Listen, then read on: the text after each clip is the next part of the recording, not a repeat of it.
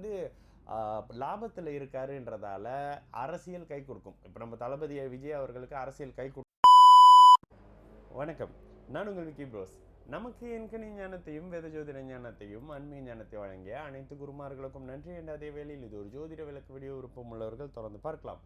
நமது Vicky Bros Astrology YouTube, TikTok, Facebook மற்றும் இன்ஸ்டாகிராமை ஃபாலோ பண்ணியிருக்கக்கூடிய அனைத்து தோழத்தோழிகளுக்கும் நமது நன்றிகள். ஒரு கேள்வி: ஒருவேளை அஸ்தகங்கப்படுத்தும் சூரியன் கிரகண தோஷம் பெற்று பலவீனமாக இருந்தாலும் பாதிப்பை ஏற்படுத்துமா? உதாரணமாக ரிஷபத்தில்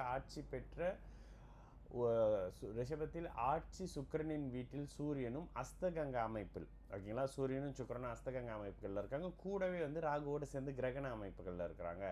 இந்த அமைப்புகள் வந்து பாதிப்பை ஏற்படுத்துமா அப்படின்னு கேட்குறீங்க. அஸ்தகங்கப்படுத்தும் சூரிய கிரகண தோஷம் பெற்று பலவீனமாக இருந்தாலும் ஓகே. இப்போ என்ன கேள்வி விஷயத்தை கேட்குறீங்க அப்படின்னா, சுக்கிரனை வந்து அஸ்தகங்கப்படுத்தி அவர் கிரகண தோஷத்தில் இருந்தாலும் இந்த இடத்துல அந்த பாதிப்பை ஏற்படுத்துமா அப்படின்னு கேட்டிங்கன்னா, ஓகே, ஆட்சி பெற்ற சுக்கிரன் வந்து ஆட்சி பெற்ற சுக்கிரன் தான், அதில் வந்து டவுட்டு கிடையாது. அதே நேரத்தில் சூரியனோடு அவர் இணைஞ்சிருக்கக்கூடிய டிகிரியும் ராகுவோடு இணைந்திருக்கக்கூடிய டிகிரியும் இது ரொம்ப முக்கியம். ராகுவினுடைய டிகிரி அமைப்புகளில் ராகு ரிவர்ஸில் வர்ற கிரகம்னா அப்படின்றதால ஒருவேளை ரிஷபத்தில் 5 டிகிரியில் சுக்கிரன் இருக்கிறாரு, 5 டிகிரியில் ராகு இருக்கிறாரு, ஒரு 8 டிகிரி 10 டிகிரியில் சூரியன் இருக்காருன்றப்ப இந்த கிரகண அமைப்புகள் முடிஞ்சிருச்சு, சூரிய கிரகணம் முடிஞ்சிருச்சு அப்படின்னு அர்த்தம். அதுவே வந்து அதே 5 டிகிரியில், இதை கொஞ்சம் எழுதி பாருங்கள், எனக்கு வந்து கொஞ்சம் மைண்டில் இருந்து பேசுகிறேனே. அதே மாதிரி ஒருவேளை வந்து அதே சுக்கிரன் 5 டிகிரியில் இருக்காரு, சூரியன் வந்து 8 டிகிரியில் இருக்காரு, ராகு 10 டிகிரியில் இருக்காரு அப்படின்னாக்கா கிட்டத்தட்ட சூரியனையும் சுக்கிரனையும் வந்து ராகு வந்து கிரகணப்படுத்துறாரு, படுத்திக்கிட்டு இருக்கிறாருன்னு அர்த்தம். ஓகேங்களா? 10 டிகிரியில் இருக்கும்பொழுது கன்ஃபார்மாக கிரகண அமைப்புலேருந்து அந்த நெருக்க அமைப்புகள்லேருந்து மெதுவாக வெளியே வரக்கூடிய அமைப்பு சூரியனுக்கும், சுக்கிரனை கடுமையான பஸ்பமாகிட்டாரு அப்படின்னு அர்த்தம்.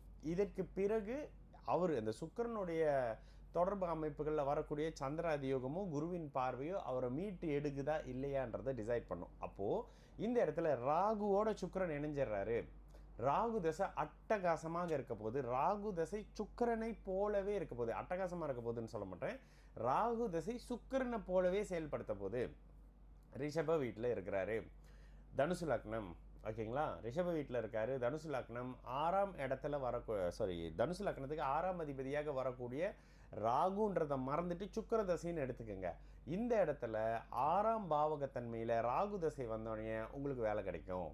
ராகு தசை வந்தோடனே 6ஆம் பாவகத்தினுடைய தன்மைகளில் ஆப்போசிட் ஜெண்டர், எதிர்பாலினம், நீங்கள் விரும்பக்கூடிய பாலினத்தின் அடிப்படையில் 6ஆம் பாவகத்தன்மையில் நோயோ வம்போ வழக்கோ பிரச்சனையோ மறைமுகமான காமமோ இது மாதிரியான அமைப்புகள் கிடச்சிக்கிட்டு இருக்கும். இதுக்கு 7ஆம் பாவகத்தையும் நீங்கள் பார்த்துக்குவீங்க. இதே இடத்துல ராகு தசை வந்தால் இது பலன். நீங்கள் அந்த டிகிரி அமைப்பில் எடுத்துட்டீங்களே, ராகு தசை வரலைங்க, சுக்கிர தசை வந்துருச்சு, இதே அமைப்புகளில் சுக்கிரன் கடுமையான பலவீன அமைப்புகளில் இருக்காரு. 6ஆம் பாவகம் நோய் கொடுக்கக்கூடிய பாவகம் இல்லை, 6ஆம் பாவகம் தொல்லை கொடுக்கக்கூடிய பாவகம் இல்லை, 6ஆம் பாவகம் உங்களை அசிங்கப்படுத்தக்கூடிய பாவகம் இல்லை. அப்போ என்ன பண்ணும்? 6ஆம் பாவகத்தின் காரக வழியாக வீடு வாங்கினேன், வாகனம் வாங்கினேன், திருமணம் செஞ்சேன், லவ் பண்ணேன், ஆணுக்கு பெண், பெண்ணுக்கு ஆண் அப்படின்ற அமைப்புகளில் கடன், நோய், வம்பு, வழக்கு, அசிங்கம், கேவலம், இழப்புகள் மாதிரியான அமைப்புகளை இந்த சுக்கிரன் தருவார். ஏன்னா சுக்கிரன் வந்து அஸ்தகங்கம்னு சொல்கிறீங்க, கூடவே வந்து இவருன்னு வரீங்க. சரிங்க, இவர் எப்படி சொல்லிட்டீங்க. அடுத்து வரக்கூடிய அமைப்பில் ஒருவேளை ரிஷப லக்னமாக இருக்கிறாங்க, ரிஷப லக்னமாக இருந்தால் லக்னம் கடுமையான அமைப்புகளில் இருக்குது, ஆனால் ஆட்சி பெற்று இருக்கிறாரு. இது வந்து வெறும் இந்த அமைப்புகளில் சொல்ல முடியாது, நான் பொதுவான அமைப்பில் சொல்கிறேன். ஓகேங்களா? வெறும் வந்து இந்த அமைப்பில் இல்லாமல் ஒரு சுபத்துவம் வருது, பாவத்துவம் வருது. இதையே வந்து சனி பார்க்குறாரு, செவ்வாயும் பார்க்குறாருன்றப்ப அந்த பாவகம் இன்னும் கடுமையாக இருக்குது, இன்னும் கட்டு மோசமாக போகுது. இதே பாவகங்க, இதே அஸ்தகங்க அமைப்பு அப்படியே கடக லக்னத்துக்கு நடக்குது. இந்த அஸ்தகங்க அமைப்பு கடக லக்னத்துக்கு நடந்து இவருக்கு ராகு தசை வந்தால் சூப்பருங்க. ரிஷபராகு கிட்டத்தட்ட தளபதி ஜாதகம் பார்த்துருக்கிறீங்களா, கடக லக்னத்துக்கு 11ஆம் இடத்துல சுக்கிரன் இருப்பார்ல, அந்த சுக்கிரனை போலவே சுக்கிரனை கிரகணப்படுத்தி இருக்கக்கூடிய 2ஆம் அதிபதியை கிரகணப்படுத்தி இருக்கக்கூடிய ஒரு சூரியன் வந்து ராகு வந்து அப்படியே சுக்கிரனாக மாறி பலன் தருவாருங்க.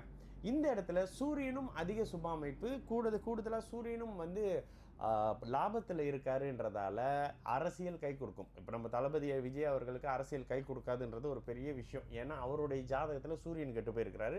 அதே நேரத்தில் சிம்மமும் ஒரு அமைப்புகளில் பலவீனமான தன்மைன்றதுனால அரசு ஏன்னா அதிகாரத்தை அமைப்பதில் பிரச்சனைன்ற மாதிரியான ப்ரீவியஸ் வீடியோ. இந்த வீடியோ நம்ம பேசுனது நான் நினைக்கிறேன் ஒரு 3 வருஷம் 2 வருஷம் முன்னுக்கே பேசியிருப்போம். ஒரு இன்டர்வியூவில் இந்த ஜோக்கா சொக்கா பக்கா இன்டர்வியூவில் பேசியிருப்போமா, இல்லை வேறு ஒரு சந்தனருடைய இன்டர்வியூவில் பேசியிருப்போம் பாருங்கள். அப்போ அந்த அமைப்புகள்லேயே அதை பேசிட்டோம்.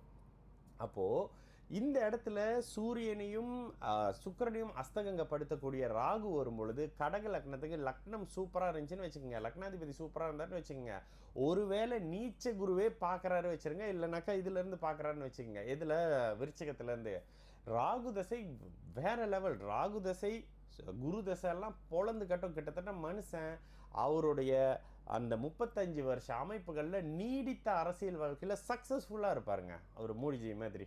ஓகேங்களா? அப்போது இதுதான் அதனுடைய தன்மைகள். ஏன் இந்த விஷயத்த சொல்கிறீங்க? சூரியன் அந்த இடத்துல குறுக்க வந்து சுபத்துவம் ஆயிட்டாரு. சூரியனை பற்றி பேசும்போது அரசாங்கத்தை பற்றி பேசாமல் இருக்க முடியுமா? சூரியனை பற்றி பேசும்போது அரசியலை பற்றி பேசாமல் இருக்க முடியுமா? நீங்கள் சூரியனை குறுக்க கொடுத்தனால இந்த விஷயத்தை பற்றி பேசுகிறோம், வேறு தனிப்பட்ட எந்த அமைப்பும் இல்லை. ஆனால் இவர் லக்னாதிபதியாக வராருங்க, 2ஆம் அதிபதியாக வராருங்க, லாபாதிபதியாக வராருங்க, 7ஆம் அதிபதியாக வராருங்க, துலாம் லக்னமாக வராருங்க. ராகு தசை ஒரு மாதிரி பண்ண போகுது. ராகு தசை என்ன பண்ண போகுது?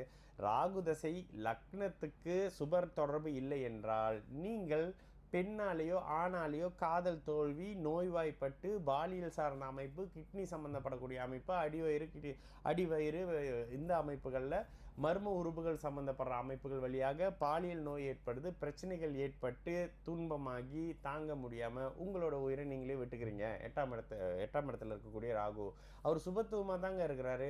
இல்லைங்க, அட்டமாதிபதியை கெடுத்து இருக்கிறாரு, 8ஆம் இடத்தோடு இருக்கிறாரு. 8ஆம் இடத்தினுடைய தன்மையை தான் அவரால் செய்ய முடியும். அப்போது லக்னத்தை பேஸ் பண்ணி எல்லா பலனும் சொல்கிற பாருங்க. இந்த இடத்துல லக்னத்தை பேஸ் பண்ணி செய்யக்கூடிய சில அமைப்புகள் தான் இந்த இடத்துல.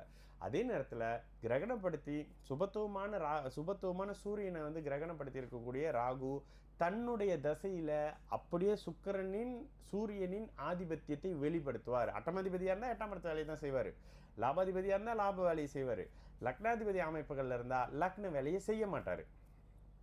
இதுதான் ஜோசியத்தோடைய நுணுக்கம். ஓகேங்களா? இது திருப்பி கேட்டிங்கன்னா மேபி உங்களுக்கு புரியும்னு நினைக்கிறேன். நல்லது நடக்கும். நான் உங்கள் விக்கி ப்ரோஸ். நல்லது நடக்கும். எல்லோரும் நல்லா இருப்போம். வணக்கம்.